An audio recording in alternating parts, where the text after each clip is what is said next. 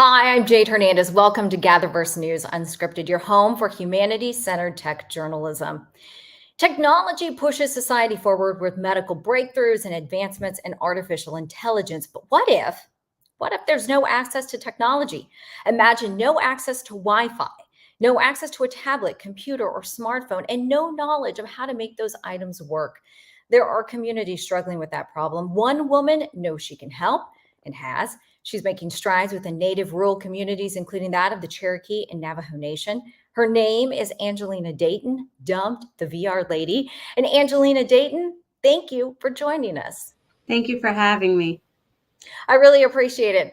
I want to first talk very briefly about your moniker, the VR Lady. I think for people to know how you're accessing change, they need to know how you've made your mark. So tell us all a little bit about the VR Lady. Well, I had brought virtual reality out to rural communities here in Cherokee Nation, Oklahoma. And when the children would see me show up with my headsets, they'd run to the fence and yell, "The VR lady's here, the VR lady's here." And so I never really told them my name. It's just kind of how they know me out here. And so I took it on as my own because it was given to me with love and affection. And now when I'm at Walmart and one of the children see me, they'll tug on their parent and say, "That's the VR lady." And so I take a lot of of appreciation for them to see me as somebody important enough, like Santa Claus, to give me my own name. Someone who's actually teaching them as well. So I would like to show our viewers what you've been doing. And the video here that we're about to show shows the community that you've been teaching in, just exactly what you were saying. The people all around you have dubbed you the VR Lady. Talk a little bit about what you've been doing recently, because this video that we are about to show actually was recently taken just last fall. Yes, so I have several people that I've worked with a long time in the community. These are young people who have led their schools or their after school programs in starting to make not only the technology accessible, but seen as something that can open up opportunities. And so, as a gift, I gave them all headsets of their own. And in some of the programs that we're working with now, what we'll be doing is providing them to families, more than one per headset and a tablet and a laptop to families so that they can access training and learn skill sets that might help them stay within rural Oklahoma where their families are and their tribes are, but also gain access to jobs that will give them a livable wage. And so that's what they're discussing in this video that was created by the Virtual World Society. Angelina, I think it's very difficult to comprehend sometimes the accessibility of this technology. And the basics starts with having Wi-Fi. Yes. So what happened in a lot of these communities was during COVID, they didn't shut down their schools because there was no way to get internet access. And so what we find in one of the communities out here, they have the lowest life expectancy of any place in the United States, about 51 years. And so they are dealing with intergenerational poverty and a lot of other issues that are even greater than not having internet access. Sometimes we're talking about not having food or not having heating and cooling. And so what we hope to do is to make sure that some of the tools that we're using in the 21st century that gives wider opportunities, we can make those accessible so that they can increase their income, increase some of the opportunities that are available to them in regards to their job choices, and then therefore, get the necessities that they need so that they can better their communities. And this is about leaving agency with the communities that we work and simply providing opportunities for them to choose some of the projects that they might be working on. And that's led primarily with the work I do in Cherokee Nation through the United Kituwa Band of Cherokee Indians and many of the youth that we work with there who are eager to embrace the new technology. Eager to embrace the new technology. And I was able to listen to that video, and I heard some of the students talk about how it created a new pathway for them. Because like you said, many don't want to leave their families or their home And you wouldn't have to if you could access the technology. And that's that three-pronged stool that we were talking about earlier. And you mentioned how important it is. Yeah, it is, because it's not just that you have access to the technology, but that you know how to use it. And one of the examples that I use is, a lot of people think the digital divide is spatial. And by that, it means I have to take a cord and plug it in, or I have to have the laptop in front of me. But it's actually temporal. And what that means is, in that video, you could see coming soon, high-speed internet for real. So these are communities that haven't been on the internet for the last 10 years. So even when we access technology, there's 10 years behind in understanding things like misinformation and disinformation, or being comfortable using the technology to do things like apply for a job, or to turn in paperwork that's needed in order to gain access to services, because they haven't been scanning in documents for years and years and years. And so it's more than just the technology. It's about the knowledge and the ability to feel comfortable using it, and seeing that there is a place and space in the metaverse, what I call an irreplaceable contribution to the physical world and the virtual world, that you belong there, that sense of belonging and identity that we're hoping, at least in the youth, for them to grow up feeling like this is a space my voice needs to be heard in. These tools need to be accessible to the people that I love. And when you were talking about those tools, you're also talking about education. At what level do you start, and what kind of programs did you find really were able to make that connection with the students? I think identity, when it comes to STEM identities, or what sometimes they call STEAM identities, or science, technology, engineering, math, sometimes the arts, those things start from the time that you're small. You should always feel like you have a place in the metaverse. You have a place as a doctor or a scientist. But when we come into schools, usually we start junior high school, in introducing the technology, because that's really when kind of the uh, multitasking skills come into place. You find, though, that the younger you start, the younger kids, the eighth graders that are 13, 14 years old, we recently had a project where we were talking about mental health, and they had the best ideas. They created virtual support animals so that anybody could go in and play with puppies when they felt sad. And I thought, such innocence, where they didn't have the social constructs of limitations in the belief systems of how you can use technology without stripping away humanity. They are the best for the solutions that connect the two still, because they don't separate out the digital idea from the human idea, right? Those things can intertwine. Yes, yeah, exactly. They're connecting it. I want to show that video again, because I think you can really see that connection. You can see the students using the headset. I mean, you said that you just purchased a headset and was able to gift it, and I can only imagine to see their faces when they act, because some of the students were talking about, well, we see this, I mean, obviously they'll see it on TV or something, but they don't think that there's any way for them to afford it, but B, to be able to use it, to be able to really see what is in that world. And for you to see that happen right in real time must just be an amazing experience. Yeah, I went out to a school once, a very rural school, a very poor neighborhood, and I put them in an experience called Richie's Plank. And in that experience, they're supposed to go to the top of a building and walk out on a plank and be scared. But they were so excited to be in the elevator. It was just the fanciest elevator they had ever been in. And Oh, so that's the they start did of it.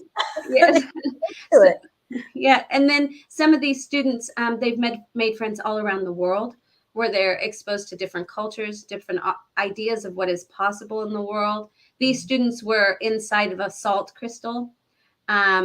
This family, these two young brother and sister, they just graduated, and she helped lead, her and this student also helped lead students in VR through Educators in VR. They were the MCs and the hosts of an international global Students in VR show that was put on. So all of them have taken on roles of leadership, and just with a little bit of help, a few tools, and just somebody there to tell them, yes, this is where you belong. You're The tough part of this conversation, though, is what you've been able to do on a small level and in their lives such a big level because you're pushing these kids forward. But what else can be done in these communities? I'm sure that there are other specific places where you see need, and not just through, I mean, it can be through coding, it can be through, really going past this point. But what is the place where people can jump in and right this wrong of the accessibility issue? The Virtual World Society supports organizations that have the same vision, mission, and goals. But what we try to do, and what I suggest other people do, is to find a social good organization that's doing supporting technology within these communities that allow the community to maintain the agency in their own lives. They have the solutions. I say people don't make better choices, they have better choices. And so organizations like the Virtual World Society, Educators in VR, there's a Girls STEAM Institute. GatherVerse is a great example of partners that we have where we look for those organizations that can provide resources but not direct. Show people that they better their own lives. We just provide tools for them to make their own choices. They have their solutions. They should maintain the agency in their life. We call that tribal sovereignty where I'm from. And when you work with an organization like that, you're magnifying their capacity, right? You're saying, what is it specifically that you need in order to be a force multiplier in the communities that you serve? And so you're really looking for those organizations that listen. And when you find those organizations, that's where you want to put your time and energy and resources. And that's what we try to do when we partner with organizations that, again, have the same vision, mission, and goals as we do, which is to be a force for good in the world. So that's right. These students that have had the access to some of the items that you're providing is wonderful. What kind of struggles, though, do you still see them have once they get the technology and maybe, gain a little bit of knowledge? I think that the biggest struggle sometimes is that the structures we already have in place reinforce power inequities, and sometimes people who are trying to help feed into those power inequities. I'll give you an example. Schools are wonderful. Schools are doing the best that they can. And it used to be that we would limit screen time because it was healthy for children. And then COVID hit, and it was okay for our student to be online for 9 hours a day, right? So there's a huge struggle between protecting and giving access, right? And so I feel like a lot of times we'll introduce technology into what I call high need, low resourced organizations such as schools. And they don't understand that if they lock them away for an hour, that's an hour closer to that technology becoming obsolete. So, and they say, well, what happens if they break a headset? I say, oh, that's the best thing that can possibly happen, because then you can tear it apart and see what's inside. Wow. Because in 6 months, it will be old tech. We take our telephones into the restrooms with us. They are not holy grails. They are they are something that we won't be using, what we'll think is old tech in just a few months. And so one of the biggest struggles is giving them the freedom to explore, and we are very fearful that something bad will happen, but I assure people it'll be okay. We used to think that about girls learning how to read, and we used to think that about television, and about D&D games, and I think we really need to give young people the space to explore, and they will come up with better solutions than us. Everything in moderation as well. Everything in moderation.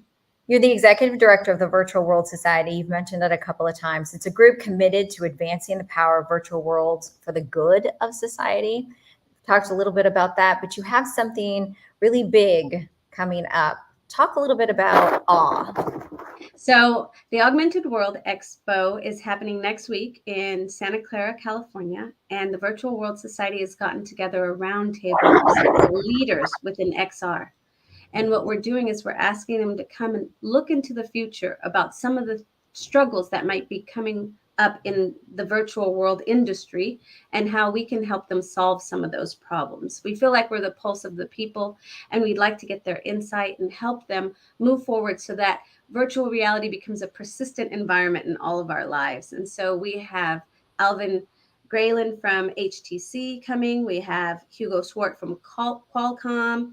We have Jerry Ellsworth from Tilt 5. If you don't know what that is, that's a augmented reality tabletop game that always reminds me of what Chewbacca plays on the Millennium Falcon in Star Wars. Yes, it's awesome. We have Nathan Pettyjohn from VR-ARA.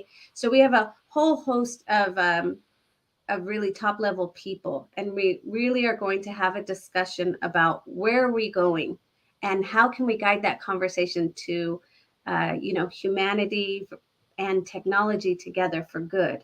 And then we'll take that information, we'll share it with our partner organizations and see how we can all come together to really make a change, because we're stronger when we work together. And these are kind of the power players and the it's kind of a think tank, and we want to get their knowledge of the struggles they're dealing with from the level of top of their organization, top of their field, and then inform them about some of the things that are happening down here on the ground, and how do we connect those two so that we have the large scale adoption of immersive technologies in a way that's going to make the world a better place. Any other projects that you're working on with the students? I know that, as the school year wraps up, there's going to be this summertime. And I know that that is the perfect time when kids do have a little bit more time on their hands. Well, we always are working with our partner agencies during the summer. We kind of slow down, but Educators in VR will be, they have their events throughout the summertime, and that's in VR. And a lot of our students participate in that. A lot of our members do. Girls STEAM Institute, another partner of ours, puts on events all throughout the summer, and we support them. GatherVerse will actually be having several events during the summer that we are very excited to be partnering with them on. And then for more information about some of the fireside chats that Tom will be putting on with like Leslie Shannon from Nokia. She's the head of trend scouting for Nokia. You can go to virtualworldsociety.org and join us in VR for some of those events as well. Angelina Dayton, thank you so much for joining us and informing us on this Friday. I really, really appreciate it. Thank you. Thank you so much for having me. It was my pleasure.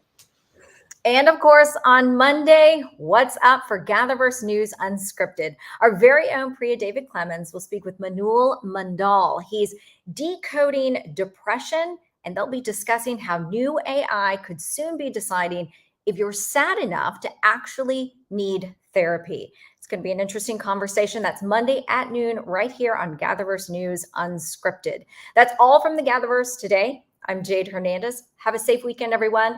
We'll see you back here next week. Bye-bye.